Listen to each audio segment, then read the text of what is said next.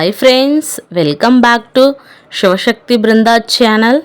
இந்த வீடியோவில் சூப்பரான சுவையான சட்டுன்னு செய்யக்கூடிய சிக்கன் கிரேவி தான் பார்க்க போகிறோம். ஒரு பாத்திரத்தில் எண்ணெய் விட்டு கடுகு சேர்த்துக்கலாம். கடுகு பொரிஞ்சதும் நீளமாக நறுக்கின ஒரு பெரிய வெங்காயம், கருவேப்பிலை, ஒரு 3 வரமிளகாய் சேர்த்து நல்லா வதக்கிக்கலாம்.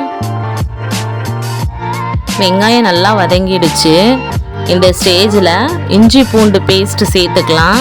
இந்த பேஸ்ட்டில் இருக்கக்கூடிய பச்சை வாசம் போகிற வரைக்கும் நல்லா வதக்கிக்கலாம். நல்லா வதங்கட்டும். நான் ஆல்ரெடி பருப்பில் சுரக்காய் சேர்த்து சூப்பரான பருப்பு குழம்பு வச்சுருக்கேன். பருப்பு குழம்புக்கு சிக்கன் கிரேவி செம்ம காம்பினேஷனாக இருக்கும். நல்லா வதங்கிடுச்சு. இப்போது 3 தக்காளி நான் கட் பண்ணி வச்சுருக்கேன், அதையும் சேர்த்துக்கலாம்.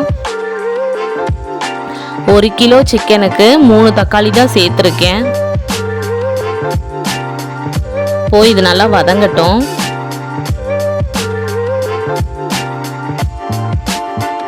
இந்த ஸ்டேஜில் மஞ்சத்தூள் 1/2 டீஸ்பூன்,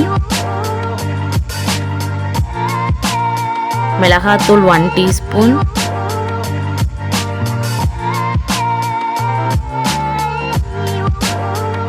மல்லித்தூள் 1 டீஸ்பூன்,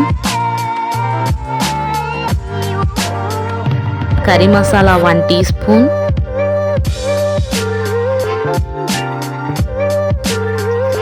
இது சிக்கன் மசாலா. இந்த மசாலா தான் நாங்கள் எப்போவுமே சேர்ப்போம். சிக்கன் வாங்குகிற கடையிலேயே இது இருக்கும், வாங்கிக்குவோம்.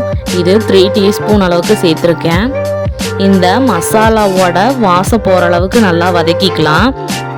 அடுப்பை சிம்மில் வச்சு 1 நிமிஷம் போல் நல்லா வதக்கிக்கோங்க.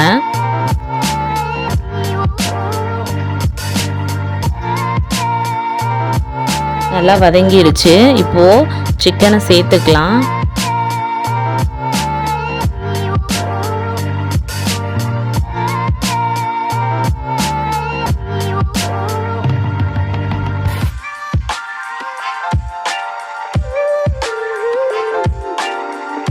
சிக்கனை சேர்த்த பிறகு தண்ணி ஊற்றாமல் அடுப்பை சிம்மில் வச்சு நல்லா 1 நிமிஷம் போல் வதக்கிக்கோங்க.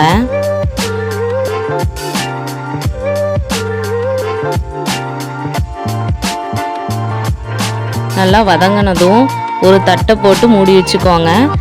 ஒரு 2 நிமிஷம் போல் தண்ணி இல்லாமல் சிம்மிலேயே நல்லா வேகட்டும். சிக்கனில் இருக்கக்கூடிய அந்த தண்ணியே வெளியே வரும். பாருங்கள், சிக்கனில் இருக்கக்கூடிய தண்ணி வெளியே வந்துருச்சு நல்லா. இந்த ஸ்டேஜில் நம்ம தண்ணி சேர்த்துக்கலாம்.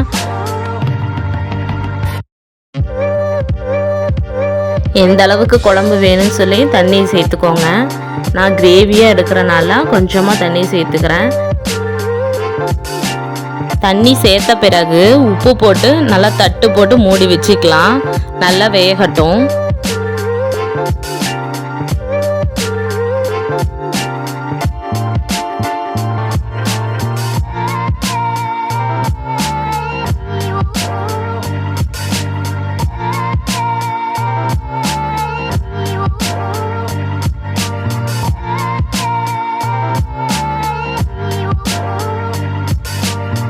வாவ், சூப்பரான சுவையான காரமான சிக்கன் கிரேவி ரெடி.